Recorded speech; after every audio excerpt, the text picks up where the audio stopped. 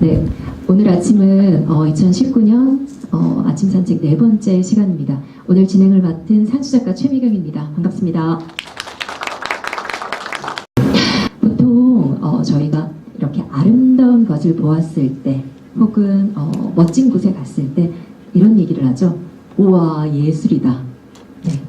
오늘 모실 분은요, 이 예술과 가장 근접하게 함께 같이 있으면서 일반 대중들을 예술가들과 예술이라는 끈으로 묶어서 일상을 예술로 만드신 분이다라고 감히 말씀드리고 싶은데요. 포항문화재단의 수장이십니다. 최근 대표님 모시겠습니다. 같이 와주시죠.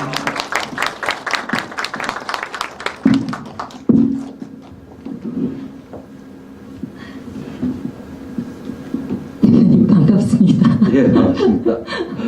네, 얼마 전에 뵙고 다시 뵙네요. 제가 처음 대표님 소개할 때 일상이 예술이 되게끔 노력하신 분이다라고 말씀드렸는데 마음에 드세요, 혹시? 네, 항상 뭐 이런 기회 있으면 말씀을 나누는 주제라 좋습니다. 네.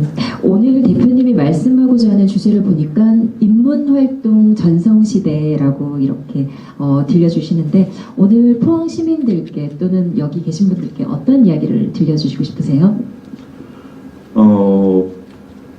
보통 이제 인문학 바람이 굉장히 오래전부터 불었어요. 굉장히 불어닥치고 이제 과거에는 어떤 한 도시인의 스펙이라고 그럴까요? 그런 그 느낌이 강했고 또 주로 CEO라든가 유명 강사라든가 이런데 좀 국한된 인문학 강사와 국한된 소비자적인 이런 일종의 이원적 방식으로 진행됐는가 하면 최근에는 어떤 시민들이 스스로 주도되는 그런 인문학 운동을 상당히 한 4, 5년간 지속됐던 것 같고 작년부터는 이제 문화관광부는 인문학에서 학자를 떼버립니다. 그래서 시민이 행위와 과정에 주도적으로 참여하고 그 기록들을 남기는 인문활동 중심으로 이제 바뀌어서 그런 얘기를 좀 중심으로 해보고 싶습니다. 네, 그러면 아주 기대가 되는데요. 근데 이제 대표님이 이제 포항문화재단에 오시기 전까지 저희 문화재단에서는 한 3년 정도 공석이었거든요. 그래서 포항과 어떤 인연이 있는지 또 그 전에 어떤 활동을 하셨는지 대표님에 대해서 먼저 알고 싶어서 한번 여쭤보겠습니다. 포항과의 직접적인 인연은 크게 없었던 것 같아요. 다만 이제 포항을 이제 가끔 왔다 갔다 하고 제가 영덕에 이렇게 시골집을 하나 마련해서 산 적이 있었는데 이게 글 쓴다고 한 1년 정도 됐습니다. 그 왔다 갔다 하면서 포항을 자주 들렸던 것 같고요. 주로 이제 뭐 죽도시장에서 소주를 한다든가 지인들을 만난든가 그랬다가 작년에 이제 문화적 도시 재생이 문화관광부의 전국 사업으로 시작되기 전에 시범 사업이 4개 도시의 시범 사업이 있었습니다. 그래서 포항, 군산, 천안, 부산, 영도 이렇게 4개 도시였는데 거기 이제 컨설턴트를 해달라는 거 저한테 이제 부산 큰 도시 영도를 해달라고 그러는 거 제가 싫다고 그래서 포항을 하겠다고 그랬습니다. 그래서 그때 이제 자주 작년도에 포항을 내려오다 보니까 여러 가지 그 가능성도 많은 도시고 특히 이제 제가 내려올 포항에 올 수 있도록 용기를 내게 해준 그런 좀 영감을 미친 친구들이 있었어요. 그건 누구냐면 여러분 포항과 동병상림의 도시죠. 일본의 후쿠시마의 그 재난 도시에서 고향을 떠났다가 다시 지진 이후에 자기 고향으로 돌아와서 문화적인 방식으로 갈라진 지역 공동체라든가 삶을 회복하는 그런 일을 하는 젊은 친구들하고 오래전부터 그 교류를 해왔던 친구들인데 자기 고향에 가서 이렇게 일본에서는 그걸 이제 하방이라고 그러는데 그 용어가 썩 좋지 않은 것 같아요. 그리고 미국에서 활동하는 유명한 공연기획자임에도 불구하고 재난 이후에 후쿠시마 지역에 돌아와서 그런 문화적인 활동을 하는 이런 또 방송국 유명 방송국 PD였는데도 PD어 사표를 내고 자기 고향에 와서 돌아 이런 그 젊은이들을 자주 접하고 후쿠시마에 가서 만나면서 제게 그런 마음을 좀 영향을 미쳤던 것 같습니다. 그래서 지역이 건강해야 우리 실핏줄이 건강해야 강도 푸르고 또 바다도 푸르고 나무도 푸르고 숲도 푸른 것처럼 그런 마음 때문에 포항을 결정하지 않았나. 그렇군요. 저도 이제 대표님 모시기 전에 대표님에 대해서 조금 알고 싶어서 이제 저희의 모든 지식을 가르쳐주는 네이버에 대표님 이름을 딱 치니까 이 또따또까 이 부산 원도심 창작공간이 딱 뜨던데요.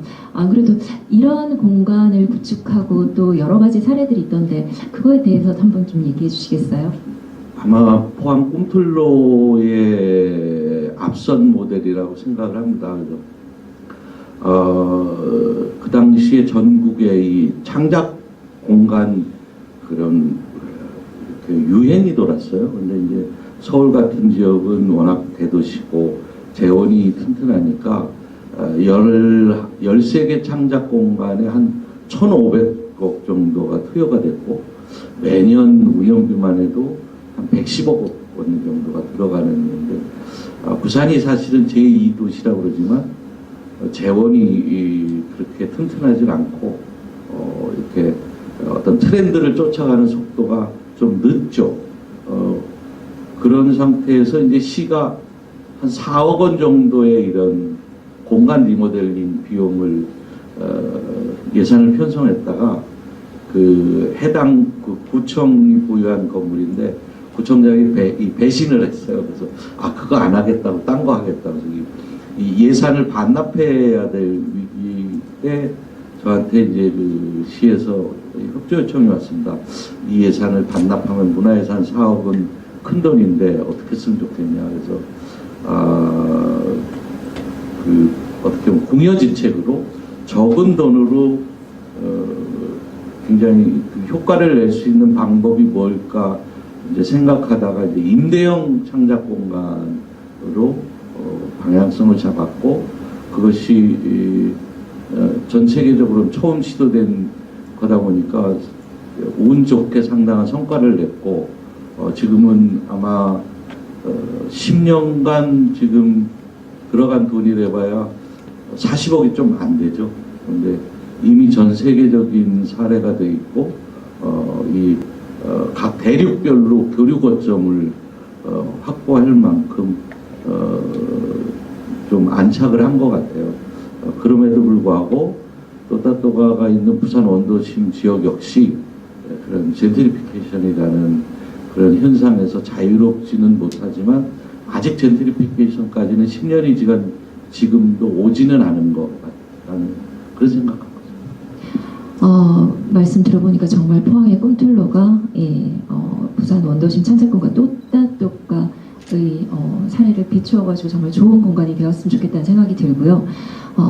그렇게 딱 이렇게 얘기를 들어보니까 정말 아까 전에 말씀했듯이 어려운 일이 있을 때마다 컨설팅 또는 뭐 새롭게 이렇게 불러주시는 곳이 많다라는 것은 대표님이 이력이 상당히 했을 거라고 생각되거든요. 그렇지 않고서는 어떻게 이런 분을 알고 부탁을 드리면서 좀 살려달라고 이렇게 얘기를 하겠어요. 그래서 그 전에 어떤 일을 하셨는지 정말 그 구체적인 일을 좀 알고 싶거든요. 저는 사실은 이 어렸을 때부터 이 음악 쪽에 관심이 많았고요. 글 쓰는 거에 관심이 많아서 쭉 그 활동을 해왔고, 다만 이 가족의 반대도 심했고 해서 이렇게 예술 전공을 성악 전공을 하고 싶었는데 그걸 못했어요. 그러다 보니까 학부 전공을 경영학을 택했고, 그렇지만 학교에서도 계속해서 딴짓을 했습니다.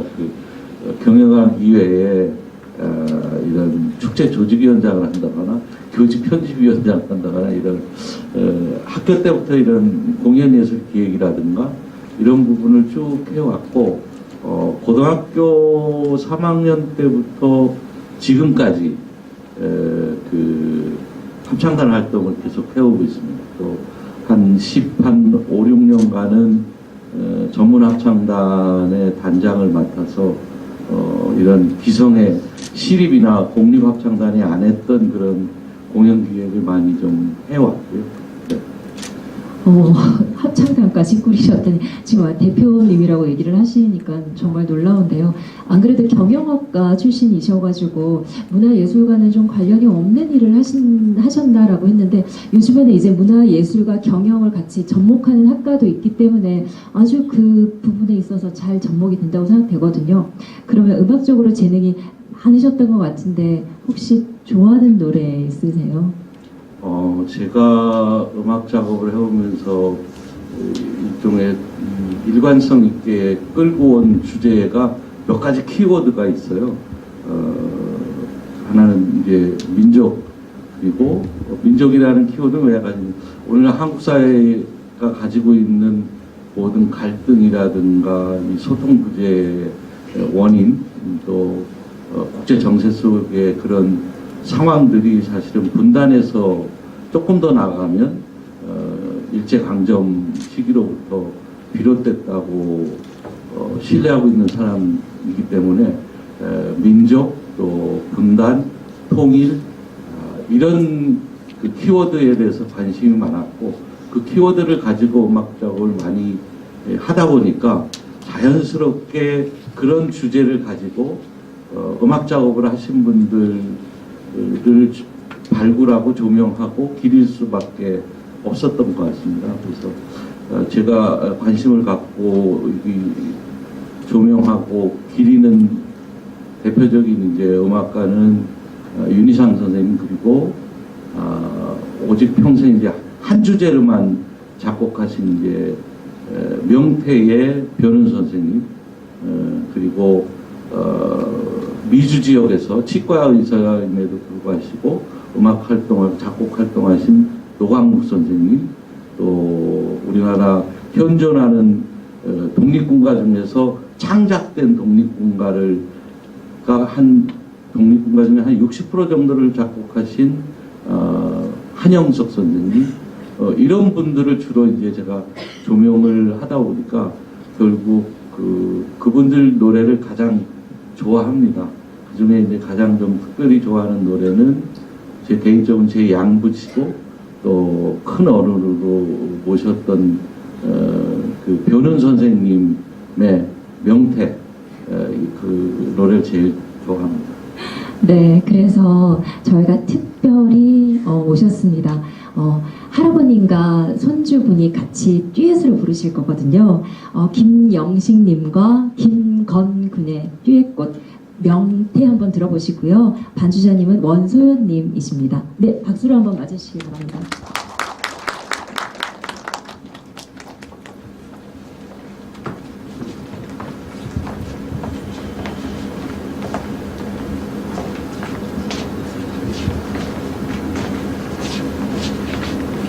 큰 박수.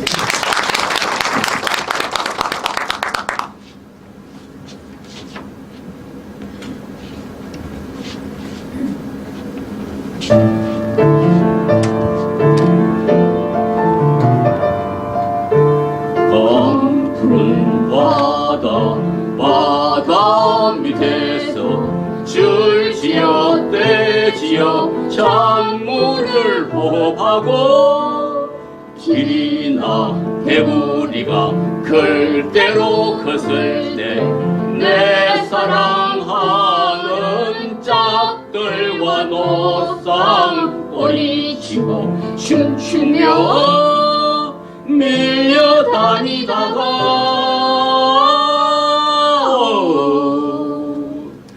어떤 어진 어부의 그물에 걸리어 살기 좋다는 원산 구경이나 한후 이집트의 왕처럼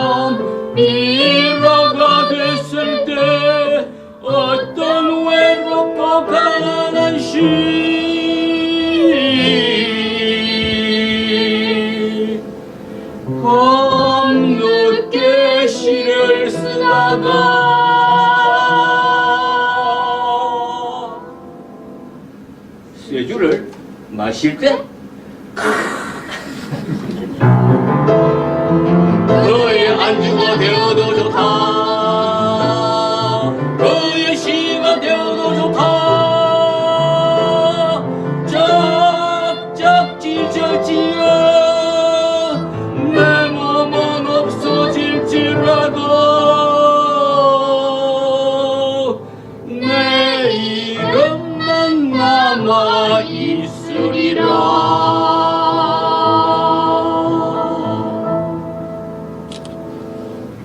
명태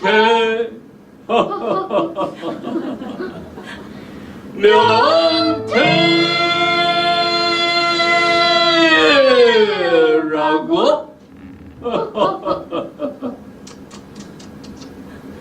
이 세상에 남아 있으리라.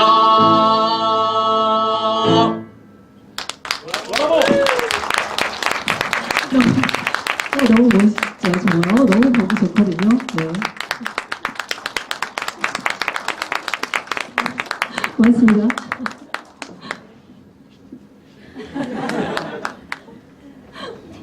안 그래도 몇 해 전부터 저희 시 수업을 들은 김영식님이 분인데 근데 이제 손주분이랑 이 명태를 꼭 한번 불러보고 싶다고 얘기를 한번 하셔가지고 제가 퍼뜩 생각이 나더라고요. 그래서 대표님께서 이 명태를 참 좋아하신다길래 바로 섭외를 했더니 흔쾌히 오늘 이렇게 노래를 불러주셔서 너무너무 감사합니다. 네. 저도 개인적으로 이렇게 손주와 할아버지께서 함께 불러주는 건 처음이고요. 특히 저 나이에 어린이가 이 노래를 부르는 건 처음 들었습니다. 근데 생각보다 꽤 괜찮습니다. 근데 이 노래에 대한 이렇게 에피소드를 말씀드리면 이게 이제 양명문 시거든요. 이게 이 노래가 몇 년도에 작곡됐을 것 같아요. 우리가 흔히 아는 가곡의 패턴하고 좀 다르죠. 몇 년도에 작곡됐을 것 같아요? 이 노래가 그 시를 이제 받는 거 양명문 시인과 작곡가 변운, 작곡가 김동진이 6.25 때 그 종군 장교셨어요. 종군 장교에서 계속 그 미군들 통역 장교로 남하를 하시다가 막동 강변의 한 참호 속에서 양명문 시인이 시를 져서 두 작곡가한테 줍니다. 이거 한번 작곡해봐. 그래서 작곡했는데 변운의 명태는 많이 알려졌고 김동진의 명태는 좀 덜 알려졌는데 이게 공교롭게도 김동진의 명태를 들어봐도 변운의 명태하고 비슷한 뉘앙스가 있어요. 비슷한 느낌이 약간 있습니다. 근데 변운 선생이 이 노래를 51년도에 부산에서 피난 때 작곡을 하셔서 그때 이제 오영명 선생이 부산 시민극장에서 처음으로 초연을 했는데 그 다음날 그 모 평론가가 변운의 명태는 가곡이 아니다라고 아주 혹평을 했어요. 혹평을 해서 변운 선생이 원래 그 정치 외교과를 전공하신 분이거든요. 이제 저 이북에서 피난 오셔서 그래서 너무 화가 나가지고 사실 그 당시에 찬송가나 동요 수준의 이런 가곡이었잖아요. 그 당시까지는. 그런데 갑자기 이게 이제 레치타티보라든가 무소르그스키라든가 이런 그 서양 음악가의 이런 기법들이 막 나오니까 평론가들이 생전 듣도 못한 가곡이 나오니까 이제 혹평을 한 거죠. 그래서 변운 선생님이 화가 나가지고 그때 악보 뭐 다 버리시고 외교관 길로 떠나셨다가 다시는 작곡 안 할 거야 이러셨다가 80년도에 귀국하시면서 다시 이제 작곡을 많이 하셨죠. 그래서 이 노래는 굉장히 시대를 앞서간 노래고요.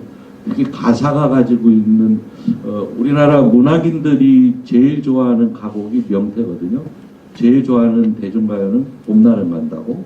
근데 문학인들은 대부분 이게 재즈가 이런 상당히 대사도 나오고 이런 구성도 나오기 때문에 그런 문학적 감성 때문에 좋아하신다는 얘기를 들었는데 사실은 이 가사가 갖고 있는 명태라는 것은 한반도거든요.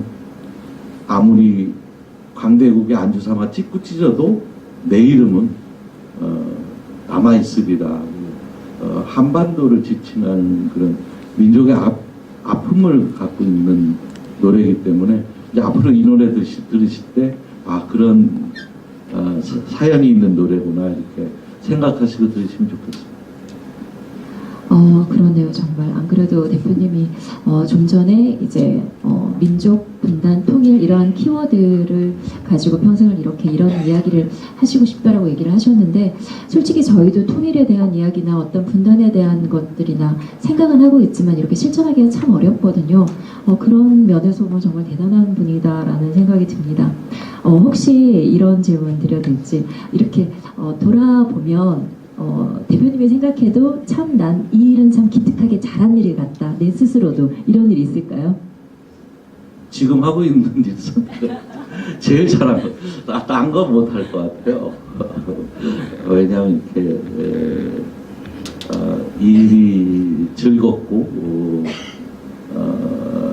그래서 아마 은퇴를 하더라도 이런 일을 계속 하지 않을까, 더 작고 낮은 곳으로 가서 하지 않을까, 그런 생각은 갖고 있습니다.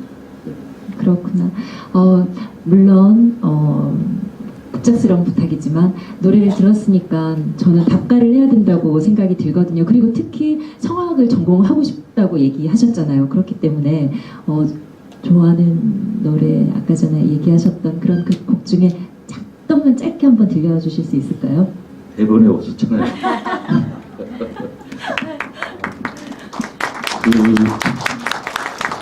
관계 없이 하는 게 가사가 가물거리긴 하는데요.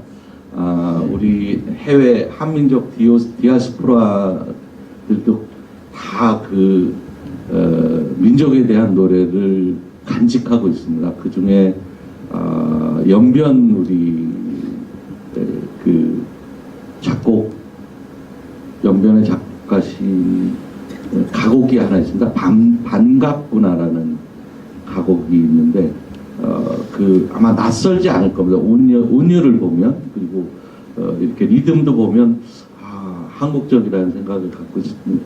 무반주라 어느 정도 할지 모르겠는데 1점만 하겠습니다. 흘러간 강물처럼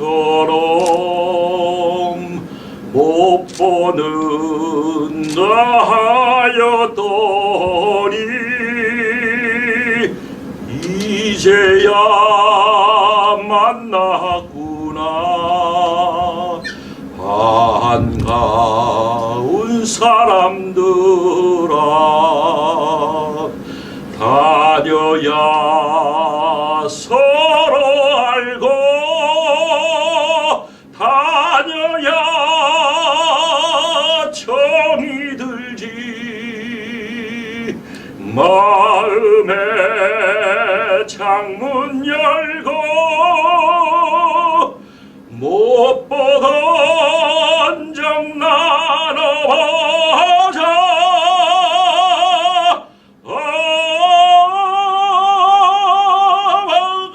반갑구나.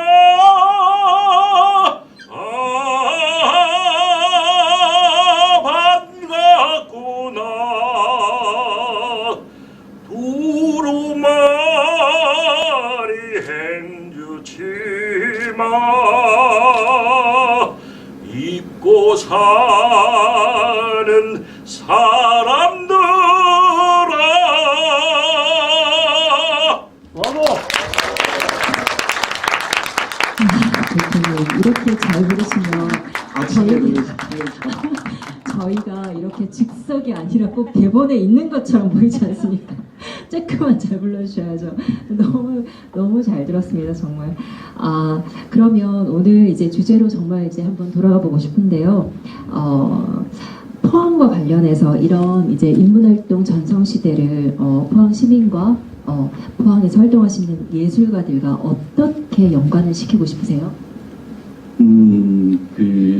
작년에 이제 제가 문화부에 제안해서 했던 사업 중에, 학자를 떼면서 했던 사업 중에 청년들한테 청년들한테 3명이 되든 5명이 되든 청년들이 하고 싶은 인문 활동을 위해서 무조건 200만 원씩 줬으면 좋겠다. 대신 정산받지 마라. 청년들은 사실은 그 정산하는 것 자체가 부담이 되고 하고 싶은 건 굉장히 많지만 어떤 계기가 없어요. 그래서 어떻게 국가 재원을 정산 없이 쓸 수 있습니까? 그렇죠. 방법까지 알려줬어요. 사전에 그 활동 계획서 공모를 하고 그 중에 선택된 한 80건의 이 프로젝트에 대해서 시상금을 줘요. 시상금을 주면 정산 안 해도 되거든요. 그래서 방법까지 일러줬더니 두려워하다가 하더라고요. 그래서 이제 이건 뭐냐면 청년들이 자기가 하고 싶은 거를 각 지역에 가서 인문활동을 합니다. 조사도 하고 인터뷰도 하고 뭐 영상 작업도 하고 음식이든 뭐 주제가 제한이 없습니다. 다만 그 활동의 결과물을 영상이든 책이든 리포트든 써서 그걸로 이제 정산을 대신을 하는 프로그램입니다. 근데 작년에 만약 1차적으로 80개 정도가 선정이 돼서 했는데 그 경쟁률도 아마 2대1이 넘었던 것 같아요. 80개의 프로젝트가 다 다른 내용이 나왔어요. 그 굉장히 그 의미 있는 내용들이 많고 해서 문화부에서 이게 대박이랄 정도로 상당히 고무돼서 이런 사업을 확장시켜 보겠다고 했는데 이제는 포항 시민들도 여기서 유명한 인문학 강사가 말씀하시는 거 객석에서 앉으셔서 이런 듣는 것도 물론 중요합니다. 그렇지만 이제는 시민 스스로 어떤 인문 활동을 각 지역에서 혹은 내 이웃 삶의 한 부분에서 내 이웃과 함께 나가면서 그런 기록들을 남기는 것 그런 것이 필요하지 않나 이런 생각을 하고 저는 결국 이 문화라는 것은 장소성 우리 이제 순한글로 터문이라고 그러잖아요. 터가 가지고 있는 문일 거고 인문이라는 것은 결국 사람의 문이거든요. 사람의 문이기 때문에 이 인문과 장소성 터무니를 찾아가는 그런 활동들이 결국은 인문 활동이 아닐까 그런 생각을 하게 됩니다. 그래서 우리 시민들이 좀 더 과정과 행위의 주체로서 인문 활동의 주인공이 된다면 조금 피동적인 소극적인 이런 자세에서 좀 더 이 어떤 문화의 주인공이 되지 않을까 그런 생각을 합니다. 혹시 포항에서 지금 계획 중인 것도 있으면 좀 구체적으로 얘기를 해주시면 좋을 것 같거든요. 네. 저는 이게 우리 지역주의를 논할 때 만약 고전적인 지역주의, 중앙주의라고 그러거든요. 그러니까 중앙이라는 권력에 속한 지방 이런 아주 오래된 거죠. 공건수 때부터 왔던 거죠. 두 번째 이제 변증법적 지역주의인데 이것은 비로소 지방이라는 말 대신 지역이라는 용어가 대체되죠. 그리고 중앙에 대해서 상당히 대립각을 세우고 투쟁도 하고 지역의 몫을 요구하고 시작하는데 여기서 하나의 이제 단점은 지역이 폐쇄적으로 흐를 수 있다는 거죠. 지역이 그 하나의 지역이 포항만이 이런 거라든가 당신 고등학교 어디 나왔어? 포항 사람이야? 포항이 고향이야? 이런 폐쇄된 지역주의로 흐를 수 있었던 단계가 이제 변증법적 지역주의라면요. 요즘 이제 90년대 후반부터 대두된 게 이제 비판적 지역주의죠.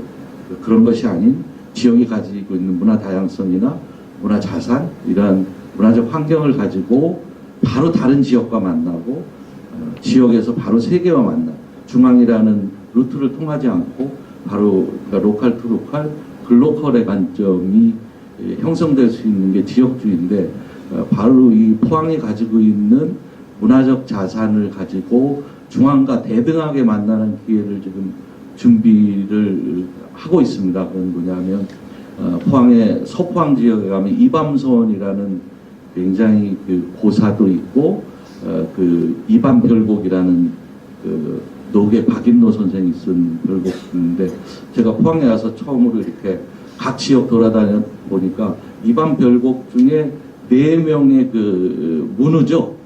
벗이 학문을 논하고 이러다가 여헌 장영광이라는 조금 학덕이 좀 높은 분을 이렇게 모셔다가 같이 살면서 학문도 나누고 이런 그 이반 별곡에 그 가사가 있더라고요.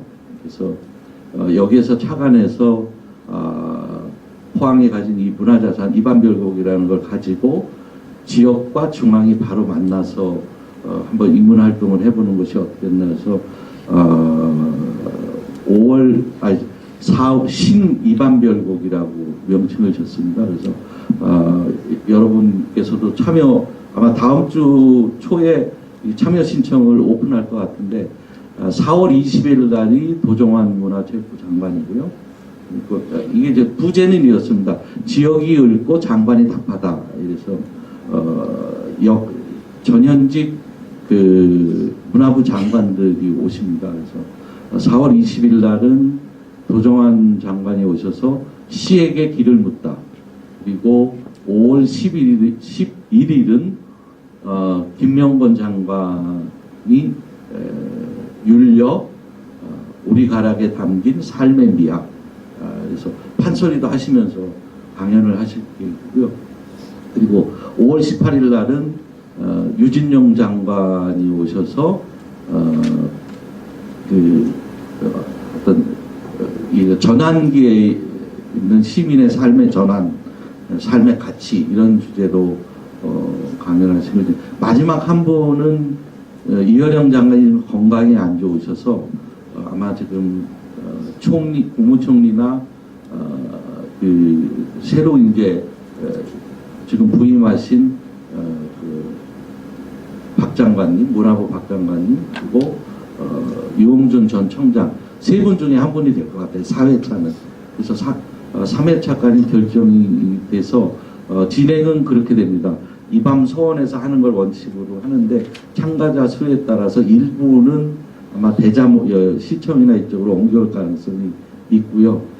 기본적으로는 이밤 소원에서 진행하는 걸로 하고 지역의 향토사학자가 먼저 지역의 보사라든가 지역의 문화자산에 대한 이야기를 먼저 하시고 장관이 답하는 형식으로 그렇게 해서 지금 인문 그런 프로그램이 준비되고 있어서 법정 문화도시 포항의 시작을 알리는 그런 일종의 프로그램으로 계획이 되고 있습니다. 그러한 이제 문화 예술 교육이라고 저는 봐지거든요. 시민들에 대한 그런 문화 예술 교육이 시민들로 하여금 어떤 것들을 끌어내게끔 하고 싶으세요? 문화예술 교육이라는 것은 그 예술이 가지고 예술 장르 교육이 가지고 있는 그 기능 교육을 만을 말하는 것은 아니고요. 그 교육 속에 담겨진 보이지 않는 가치들이거든요. 가령 이제 프랑스 예술교육 5개년 계획에 보면 아주 구체적이죠. 초등학교 합창단 2,000개 만들기가 들어가 있어요. 아주 구체적으로 국가의 문화정책 구체적. 근데 그 이유는 뭐냐면 첫 번째는 사람의 음감은 10대가 넘어가면 20대가 넘어가지면 잘 형성이 안 되기 때문에 그때 맞추는 거죠. 그래서 가장 그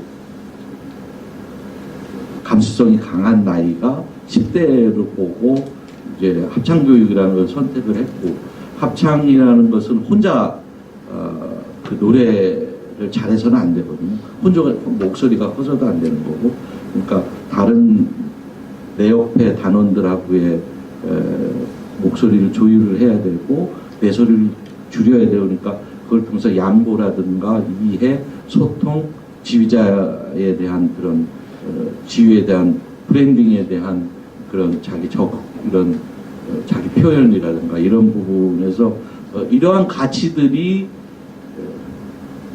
사람에게 축적되도록 하고, 그런 것들이 나아가서는 사회 공동체, 내 지역 공동체 스며들게 하고, 이런 것이 이제 어떤 국가의 그런 문화 역량을 키워나가는데 상당히 그 보탬이 되게 하는 게 문화예술 교육의 하나의 패턴이 아닐까 그렇게 생각을 합니다. 그래서 문화예술 교육이라는 것은 시민을 소비자적 관점, 이 무대와 객석으로 나누는 것, 전시회 가서 시민은 단순히 보는 이런 관점이 아니고 누구나 과정과 행위의 주체로서의 시민, 이제 뭐 과거에 엘빈 토플러는 이걸 프로시머라고 그랬지만 역시 이런 것은 요즘에 굉장히 강한 트렌드거든요. 그래서 특히 이제 우리나라의 시민들은 이런 거에 굉장히 익숙해 하시고 이제는 스스로 하지 않으면 재미가 없는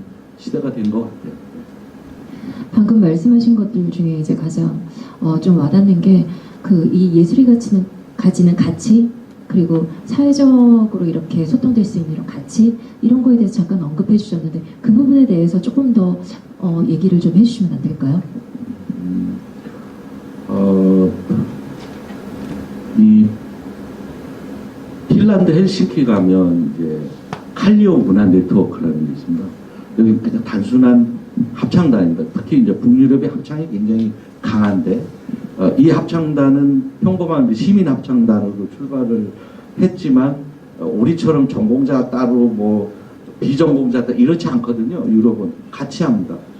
같이 하는 합창단인데 세계 합창올림픽을 3연패 할 정도로 굉장히 뛰어난 합창단이에요. 근데 이분들이 그 다음에 했던 일이 뭐냐면 우리도 그러거든요. 평범한 이 예술 동아리들도 처음에는 자기가 하기 좋아서 하거든요. 사람 만나는 게 좋고 입주리 나서 연습 끝나고 대포도 한잔하는 것도 좋고 하다가 조금 있으면 잘하려고 하거든요. 그 어느 정도 수월성을 갖춰놓고 나면 남이 안 한 걸 하게 돼요. 남이 안 한 걸. 근데 이 칼리오 문화 네트워크도 그 세계 재패를 하고 이런 다음에는 헬싱키의 인디 뮤지션십, 청년 뮤지션들이 자본력이나 이런 게 없어서 음반을 제작한다거나 활동을 열심히 할 수 있는 그게 안 되니까 이 합창단이 그런 음반 기획이라든가 유통이라든가 공연 기획 같은 걸 옆에서 서포트를 해주고요. 지금 이 칼리오 네트워크가 하는 지금 추진하고 있는 일은 어느 정도냐 하면 역시 헬싱키도 원도심이 공동화되기 시작을 했습니다. 그래서 그 지역이 칼리오거든요. 칼리오 지구가 원도심인데 거기에 빈 건물을 활용해가지고 예술학교 설립을 지금 준비하고 있어요. 그러니까 이 평범한 시민들의 예술 활동이라는 것이 단순히 그냥 취미 활동으로 끝나는 것이 아니고 이것이 도시의 삶의 변화를 줄 수 있을 정도까지 확장된다는 거죠. 그래서 이런 예는 사실은 한국에도 굉장히 많고요. 뭐 곳곳에 굉장히 많습니다. 그래서 이런 부분들은 우리가 가지고 있는 예술 교육의 그런 순기능들이 도시 전반적으로 나타나고 있는 거 아닌가 생각합니다. 그럼 그러한 것들을 토대로 아까 전에 말씀하셨다시피 뭐 여러 전문가들을 모시고 지금 4월부터 계속 강연과 이렇게 소통을 하신다고 얘기하셨는데 그걸 들은 시민들도 그 뒤로 더 활동할 수 있는 게 있을까요? 어떤 식으로 있을까요? 저는 뭐 얼마든지 우리 포항 시민도 가능성이 있다고 생각을 합니다. 와서 보니까 연호랑 세원이라는 설화도 있고요. 또 저쪽 장기나 저쪽도 가면 그 집신골이라고도 있더라고요. 그러니까 과거에 이제 그 계유정난 때 영의정 황보인의 그런 그 손주를 그 집에 여옥이 이제 항아리에 숨겨서 피신시키고 그런 이야기들이 곳곳에 있더라고요. 그래서 사실은 그런 이야기들이 문화의 원천이거든요. 보통 이제 스토리 원형, 뭐 스토리텔링 이렇게 얘기를 하는데 저는 우리 포항 시민들이 이게 가까이서 삶의 구체적인 현상 속에서 가까이 할 수 있는 게 일종의 이야기 클럽 같은 거를 만들어 보셨으면 좋겠다는 생각이 들어요. 영국과 일본이 세계에서 스토리텔링 최강국이거든요. 그건 왜냐하면 일본은 만신의 나라거든요. 그 만신마다 이야기가 다 있으니까 이야기가 풍부한 나라예요. 그게 콘텐츠가 되거든요.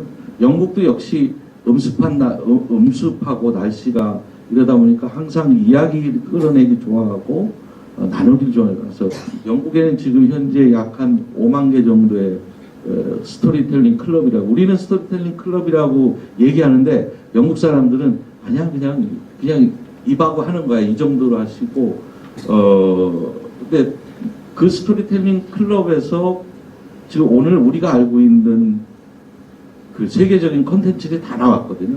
반지하 제왕도 그렇고요, 나니아 연대기, 이런 것들이 다 그 스토리텔링 클럽에서 나왔고, 해리포터도 역시 그 첫사랑의 아픔을 간직한 미혼모인 조안 롤링이 영국에 아주 조금 그 못 사는 지대로 들어가서 유일한 낙이 일주일에 한 번씩 동네 이야기 클럽 가서 자기가 지어놨던 그 쪽 소설, 그거를 발표하는 게 낙이었었다고. 그걸 나중에 모아놨다가 나중에 이제 결과적으로 그 에딘버러라는 보색 청년하고 옛 서사가 많은 지역에 가서 그거와 같이 결합을 하면서 해리포터가 탄생을 했듯이, 우리 포항의 시민들도 각 골목마다 이렇게 동네마다 그런 이야기 클럽을 만들어서, 우리 수다 익숙하잖아요. 수다를 하시되 뒷담 하시는 남 뒤에 이런 거 뒤에서 흉보는 거 말고 정말 이야기 만들기. 우리 동네에 어떤 누가 있는데 이런 할머니가 있는데 이런 이야기를 갖고 있어. 그럼 그걸 갖고 와서 공동 창작도 해보시고, 또 지역의 서사에서 공부도 해보시고, 또 그냥 아주 자유롭게 상상의 나래를 펴서 글도 지어보시고, 이런 것이 포항시 전역에 퍼진다면 이런 것들이 장기적으로 봤을 때 도시의 힘이 되지 않을까 그런 생각합니다. 정말 좋은 이야기들을 많이 듣고 있습니다. 안 그래도 요즘 신문이나 매체에 보니까 이제 포항문화재단이 되게 발빠르게 움직이고 있다는 생각이 되게 많이 들거든요. 홈페이지도 봐도 그렇고, 뭐 희망극장, 네이버 굿 네이버스 이야기를 만드는 희망극장이라는 것도 있고, 뭐 금요일로 이런 시리즈도 그렇고, 생각외로 다양한 프로그램을 발빠르게 하고 있다는 생각이 많이 드는데, 조금 더 이야기를 나누고 싶은데요. 혹시 이런 활동은 어떤가? 아까 전에 보니까 청년들에 대한 그런 이야기들도 전 너무 좋았거든요. 그게 실험 정신이 되게 투철할 것 같아요. 이제 청년들한테 그런 걸 주면, 포항에서도 이런 것들을 계획할 생각이 혹시 있으신지, 젊은 청년들, 젊은 예술가들을 위해.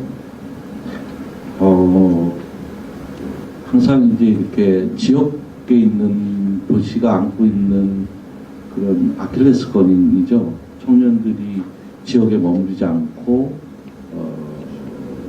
수도권이라는 이런 쏠림 현상, 그쪽 지역으로 가는 현상이 저도 항상 뭐 어디에 있든지 좀 가슴 아프고, 이런 부분을 좀 지역에 남아서 청년들이 살아남게 할 수 없을까, 그런 늘 고민을 해왔기 때문에 제가 지금 구상하고 있는 게 이제 문화 공영 개발을 생각을 하고 있습니다. 그래서 포항에 있는 유휴 공간을 그게 개인 주택이 됐든 혹은 조그만 건물이 됐든 아주 뭐 기능이 상실된 시장이 됐든 이것을 이제 공공재원으로 공유 자산화한 다음에 청년들이 아주 저가의 임대료로 상당 기간 사용할 수 있도록 하고, 그 후에 그 청년들이 그 공간에서 살아남고 충분히 자율적으로 영리적으로 운영할 수 있는 시기가 되면, 청년들이 원하면 그 공간을 그 당시에 공시지가 정도로 분양을 하고, 그 분양한 원가는 남기 때문에 그걸 가지고 또 다른 그 부동산을 매입하고 해서 이 순환형 그 문화 공영 개발을 지금 구상을 하고 있습니다. 그래서 시장께는 1차 미팅을 통해서 이거는 정말 꼭 좀 했으면 좋겠다 해서 아마 우리 시장한테 전체적으로 지시를 한 것 같아요. 그래서 그런 부분에서 이 청년들이 사실 보면 도시재생이든 혹은 문화적 도시재생 쪽에서 도구화가 되고 결국은 그 개발된 이익은 특정한 일부 자본들이 독점할 수밖에 없는 우리나라 도시재생 뉴딜이라든가 이런 것이 갖고 있는 치명적인 단점이 있어요.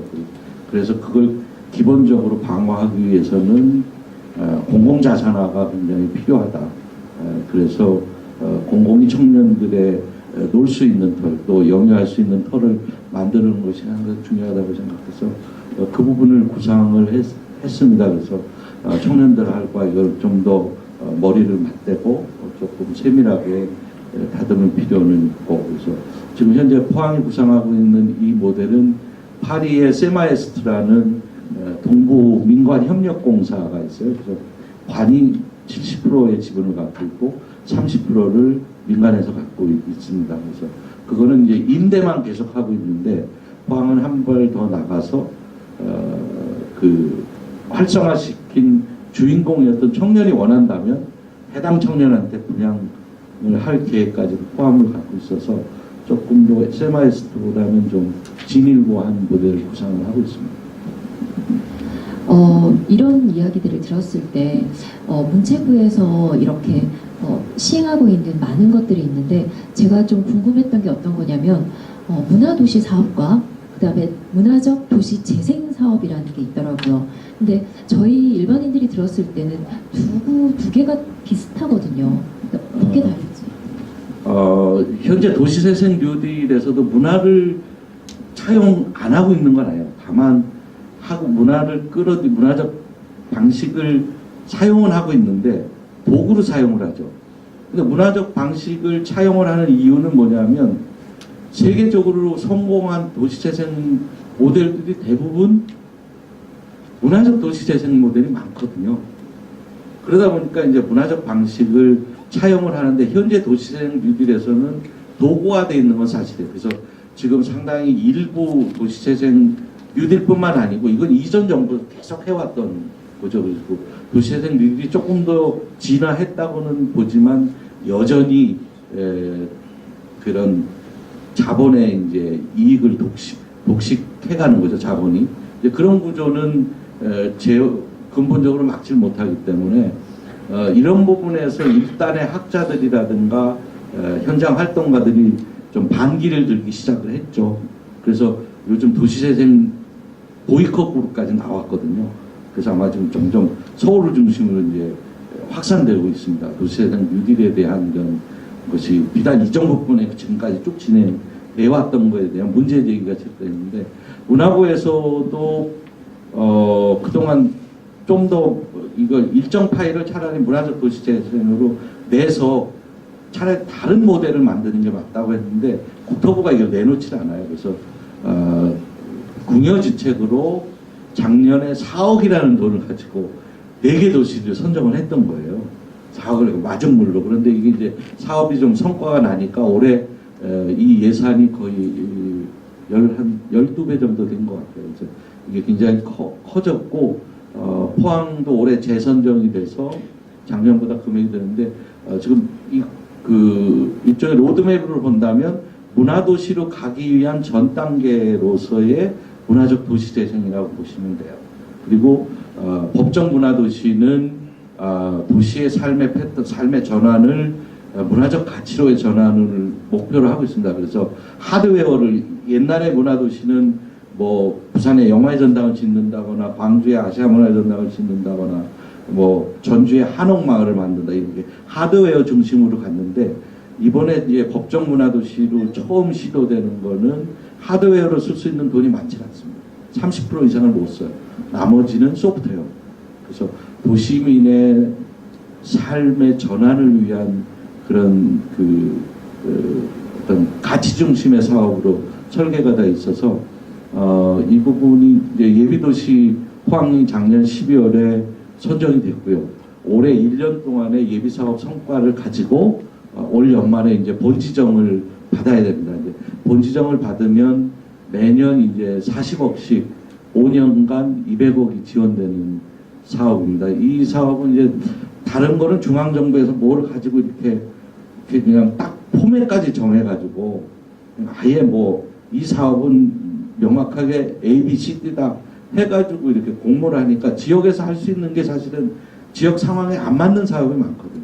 그런데 문화도시는 아웃라인만 주고 나머지는 지역에서 사업 설계를 하고 예산 설계까지 할 수 있는 이 지역 분권형 이 사업이기 때문에 굉장히 중요하다고 봅니다. 그래서 포항이 올해 꼭 그 문화도시 본 지정을 받게 된다면 그 기초지자체에서의 문화예산 40억은 결코 가벼이 여길 수 없는 재원이고 그래서 우리 시민들과 함께 할 수 있는 그런 기회가 훨씬 많지 않을까 그렇게 생각합니다. 객관적인 입장으로 포항이 본 지정에 갈 수 있는 퍼센트율은 몇 퍼센트 정도 된다고 보세요?